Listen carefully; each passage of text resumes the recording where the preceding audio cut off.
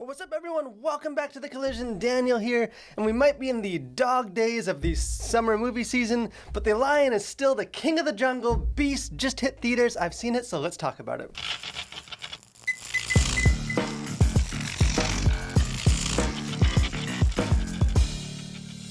So Beast, this might be probably the last, arguably the last kind of notable kind of theatrical movie really for the next couple months.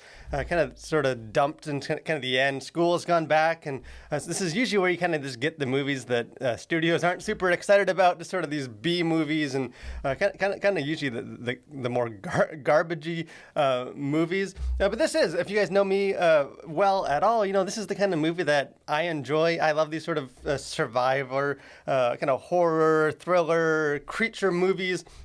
And this is sort of my jam. So I was excited to check this one out and just, hey, sparse pickings for anything else to see in movies. And I think this is a movie, by no means is this a great movie, but I don't think it's as bad of a movie as maybe some people might expect based on kind of when it was released and just sort of the weird kind of simplistic concept. This is a competently made thriller that does have kind of enough bite to engage you, even though I think there is sort of not a whole lot of meat or substance on the bone. But the premise of this thing, if you're not, if you haven't seen the previews or you're not aware, it's a simple man versus lion premise.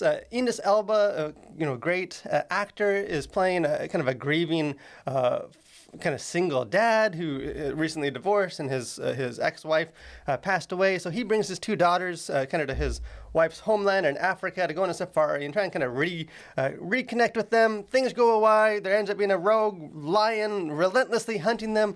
They got to survive. And kind of in the previews for this thing, they sort of hinted at maybe that there was like more going on, or is it just a lion, or is it something sort of more Jordan Peele-esque and kind of more mystery? No, this is a movie about a guy fighting and surviving a lion. It doesn't really strive to be a whole lot more than that. And this isn't a movie that necessarily kind of has a lot of twists and turns and kind of throwing audiences off the scent. This movie kind of unfolds like you would expect it to. It doesn't kind of aspire to be some grand, real kind of intellectual, clever movie. It's just trying to kind of deliver some thrills.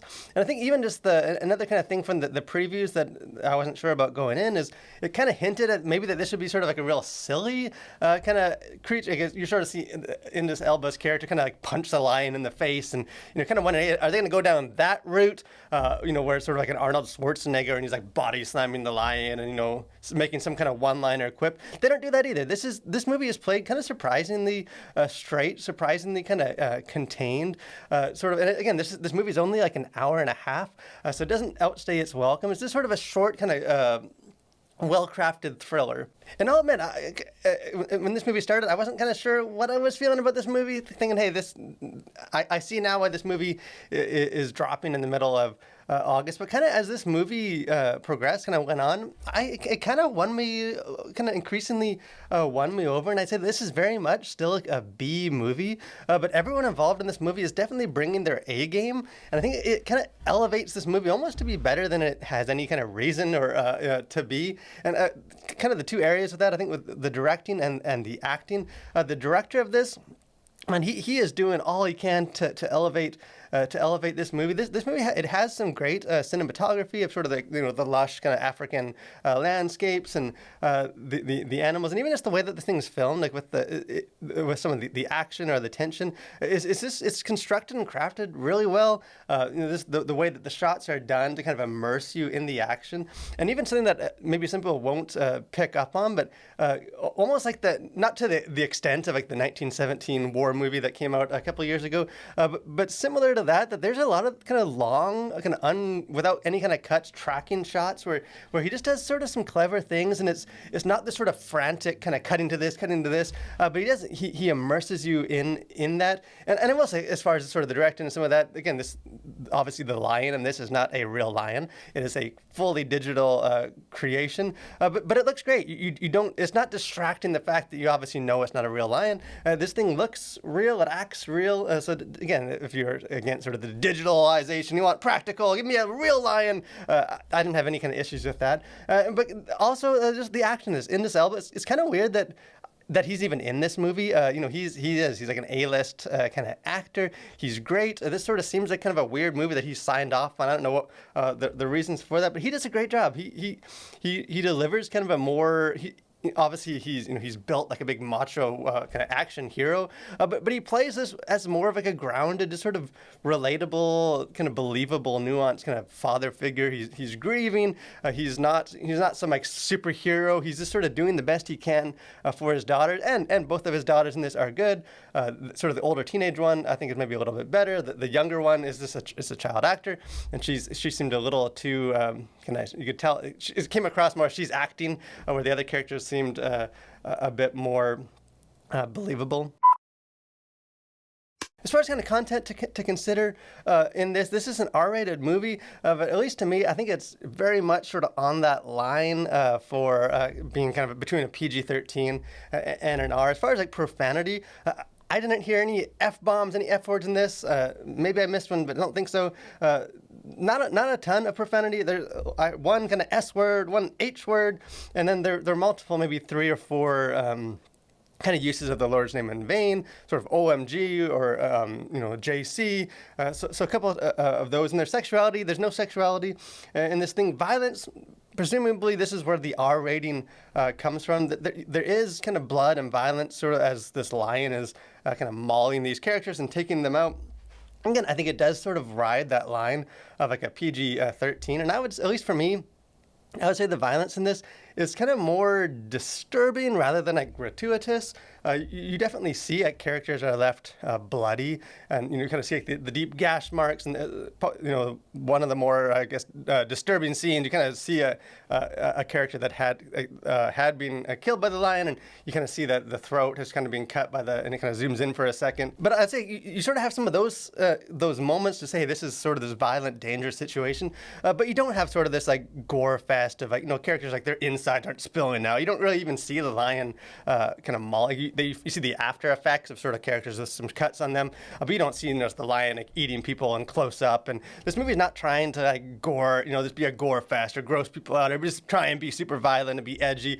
It says, hey, it would be bloody if a lion attacked you, and it is bloody on scene. So at least for me, I wasn't bothered by the violence in this. But if you do have a queasy stomach for violence, at least be aware of that.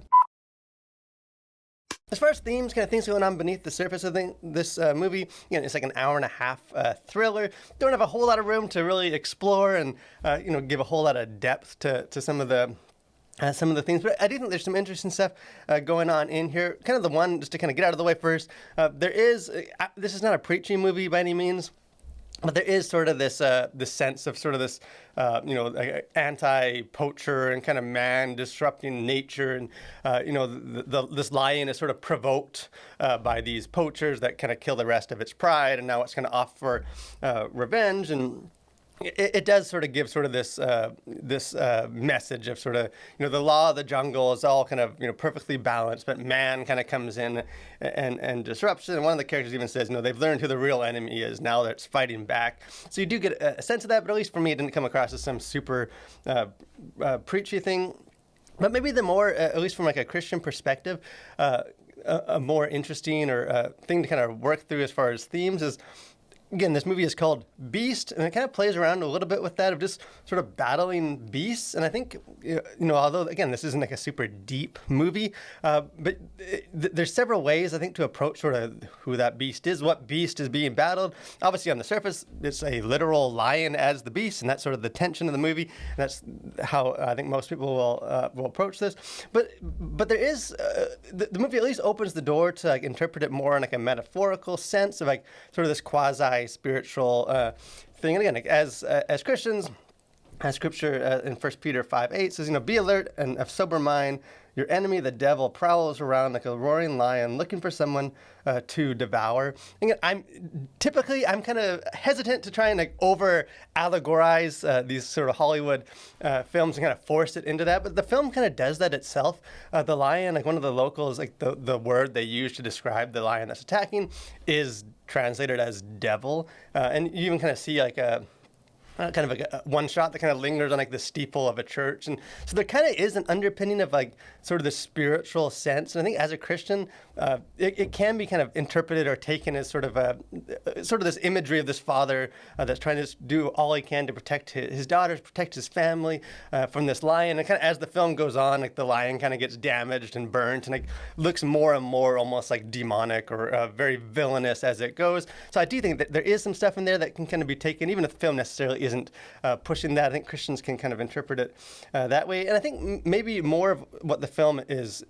trying to go for is sort of contrasting like kind of the inner beasts and kind of the inner struggles with sort of this outer beast. Idris Elba's character, he's grieving. He blames himself kind of for the loss of his marriage and for this disconnect with his kids. And kind of he acknowledges to his friend, like he just thought he would have more time, and he wasn't there when kind of death came and took his wife, and he just sort of wishes that he could have been sort of that father, husband figure. To protect, and sort of there's this like weird kind of trippy dream sequence that kind of gets inserted all throughout the movie at various times, where he's sort of looking for his deceased wife, and kind of you sort of see the contrast with sort of as he's battling this sort of physical beast, this lion, that he's sort of dealing with his own kind of inner demons and stuff inside, and kind of as he sort of learns to be that father and step into that role, and he kind of that parallels with the beast. So again, I think this is a movie that's made just to entertain, to add thrills, but there is some sort of interesting kind of theme stuff going on in this as well. So in the end, look at this movie kind of won me over. I like these sort of movies more than most. So I'm under no delusion this is a classic or an overly memorable film. But I do think, especially for people that are just looking for something to watch, not a whole lot of other movies to be had. This is something that will kind of entertain and will, it does have some value. And again, at an hour and a half, it's not a big commitment. So I don't think Beast ends the summer movie season with a roar, but it's definitely not kind of the whimper that it maybe could have been expecting by the trailers. But hey, let me know if you guys see this movie, if you guys check this out. Let me know if you think of it, if you just think it's just sort of a forgettable B movie, or if you found it exciting. And hey, most of these movies tend to be kind of these like supernatural man against alien or supernatural force. So like me, maybe you found it refreshing, just, hey, man versus nature, very kind of primal, classic story. But let me know. But if you haven't done so, I encourage you guys, subscribe to our channel, like the video, just sort of join with what we're doing here at The Collision. We'd love to have you be a part of that. But thanks for watching, guys. Stay safe and continue to collide with your world for Christ.